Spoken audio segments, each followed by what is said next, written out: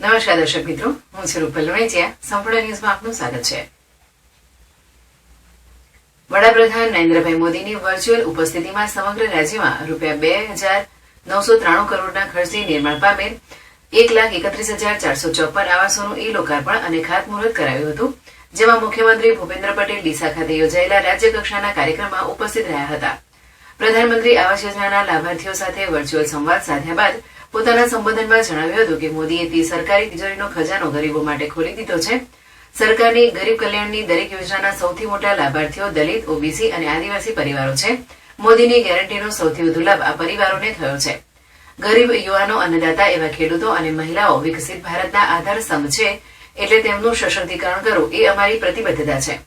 સરકારનો પ્રયાસ છે કે દરેકને પોતાનું પાકું ઘર હોય. આજે ગુજરાતમાં 1.25 લાખ કરતા વધારે પરિવારોને પોતાનું ઘર મળ્યું છે, જે બતાવે છે કે મોદીની ગેરંટી એટલે ગેરંટી પૂરી થવાની પણ ગેરંટી. છેલ્લા 10 વર્ષમાં દેશમાં 25 કરોડ લોકો ગરીબીને પરાસ્ત કરી ગરીબીમાંથી બહાર આવ્યા છે. વર્ષે કેન્દ્ર સરકારે બજેટમાં 2 કરોડ નવા ઘરો બનાવવાની જાહેરાત કરી છે. પહેલા ગરીબ આવાસ યોજનાના રૂપિયા ગરીબો સુધી પહોંચતા ન હતા, પરંતુ આજે તમામ રકમ લાભાર્થીના ખાતામાં સીધી જમા થાય છે અને લોકો ખુશી ખુશી પોતાના ઘરમાં પ્રવેશ કરે છે.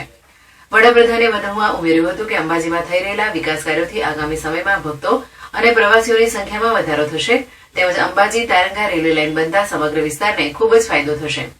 આ પ્રસંગે મુખ્યમંત્રી ભૂપેન્દ્ર પટેલે જણાવ્યું હતું કે આજે રાજ્યના લાખો પરિવારોના ઘરે લાપસીના આંધણ મુકાશે, તે ખુશીની વાત છે. લાખો પરિવારો પોતાના ગૃહ પ્રવેશ ઉજવી રહ્યા છે. આ એક ઐતિહાસિક ઘટનાના પ્રેરણાસ્ત્રોત વડાપ્રધાન નરેન્દ્રભાઈ મોદી છે. મુખ્યમંત્રીએ અયોધ્યા મહોત્સવને યાદ કરીને જણાવ્યું હતું કે વડાપ્રધાન નરેન્દ્ર મોદીએ ભગવાન શ્રીરામની મૂર્તિની પ્રાણ પ્રતિષ્ઠા કરી નવો ઇતિહાસ રચ્યો અને દેશને વિશ્વ પ્રતિષ્ઠા પણ અપાવી છે.